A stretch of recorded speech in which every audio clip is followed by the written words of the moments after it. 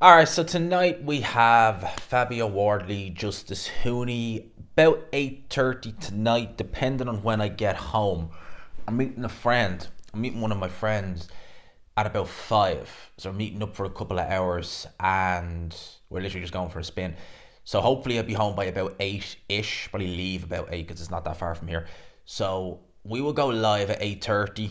Hopefully this card goes by nice and swimmingly. We get into the main event quickly because the main event is really the only fight I'm interested in the card. I was curious to see Dylan White's comeback, but now he's obviously not fighting. So the main event, Justis Huni, Fabio Wardley. It's gonna be a good atmosphere in there. It's 20,000 fans expected at Ipswich, Portman Road, and yeah, I think we're in for an intriguing fight. As I said, I was looking more forward to Jarrell Miller because of various reasons, just the style aspect of it. The build up this week would have been electric. But I think we're in for a very, very good fight nonetheless. Both guys weighed in yesterday. No surprises, nothing to make you really scratch your head about the weigh-ins, to be honest with you. 243 for Fabio Wardley. He's weighed that before. He's been comfortably in the 240s for the last couple of years, in the low 240s at that. So, again, nothing out of the ordinary. Justis Huni he's in the higher 240s, but again, he's weighed in that before. So, again, you're not looking at that and thinking there's anything out of the order that jumps out at you. Certainly not. Both guys look in decent enough shape. It's a step up for both guys if you think about it, because I know we kind of view Fabio Wardley still, and I know I like Fabio Wardley as a person. I think he's massively improved, but I know myself, I do this. I am guilty of it, and I'll hold my hands up to it. That I look at Fabio Wardley and I struggle to wrap my head around the fact that this is a white collar fighter. A white collar in the sense of he literally just had a couple of white collar fights and then turned pro. Even when I hear of a fighter with very little amateur background, like they've had 12, 13 amateur fights, I'm still like, well, they had amateur fights. Because white collar is literally, it's literally, Jimmy from IT. Jimmy's not really an IT name, is it? It's like Stephen from IT. You have to name them by the profession. When have you ever seen a Jimmy in IT? No offense to anyone called Jimmy, but it's like Jimmy from IT versus James from the building site. That sort of way. It's like those, and they're not full rounds, etc., etc. So you kind of look at that and you think, oh yeah, it's just a mess. And to go from that into boxing, look as polished as he is, it obviously shows he's got a God-given ability. He's got natural talent, absolutely. So I look at that and I struggle sometimes to just get that bit out of my head. Even someone who's had 10, 12 amateur fights at a low level, they are still amateur fights nonetheless. Guy's still trying to win. He's not very good, but they're still trying to win. So I've always struggled with that for Fabio Wardley, and that's why I've picked against him a few times. This time, however, I'm not picking against him. I think he's going to win this fight early to mid rounds. I would consider the fifth round on mid rounds. So that's where I'm going. I'm going from round 5 to whenever. But I think he will stop Justis Huni. Justis Huni is a decent amateur, not just a decent amateur, very good amateur. As a pro, he's not flattered. For me, anyway, he hasn't flattered. There was a bit of fanfare when he turned over originally back in 21. I remember that.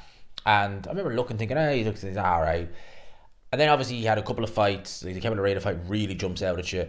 And I look at that and I'm just like, I know where Lorraine is awkward, but nah, I'm not feeling it. I'm not seeing it with this guy.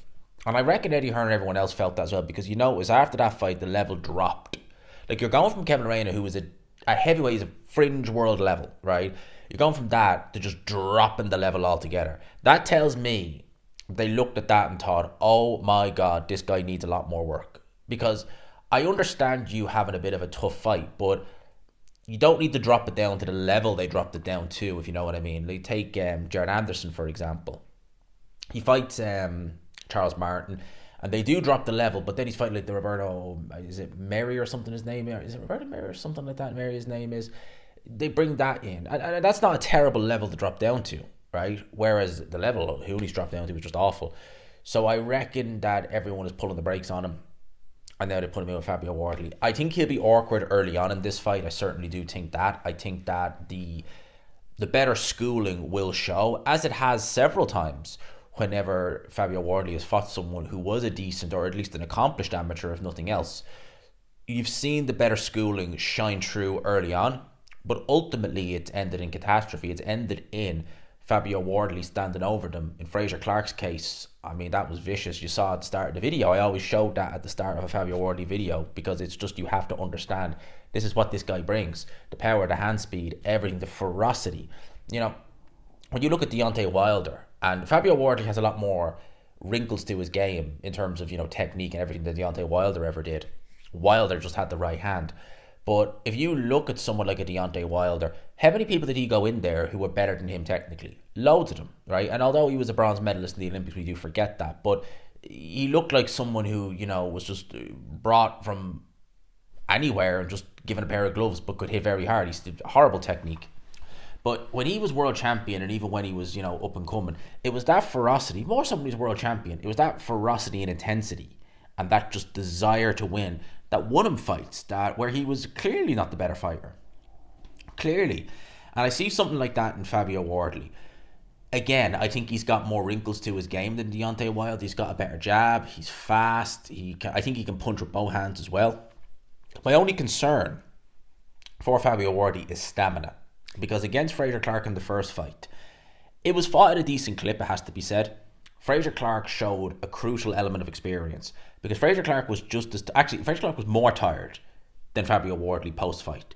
But he was able to mask that and hide it a lot better than Wardley did. Wardley, you could tell after a couple of rounds, probably about 7-8 rounds, fatigued. You could tell that. Can't afford to be doing that, especially against someone like Justis Huni, who I think he is better than Fraser Clark in my opinion. So you don't want to be doing that, because you almost lost the Fraser Clark fight, the first fight. You almost lost it. You know, you could have, with different judges, you could have easily lost it. I know you avenged it, and I know you did. Well, there wasn't any wrong to right, but you know what I mean. The rematch, you want to be careful in there.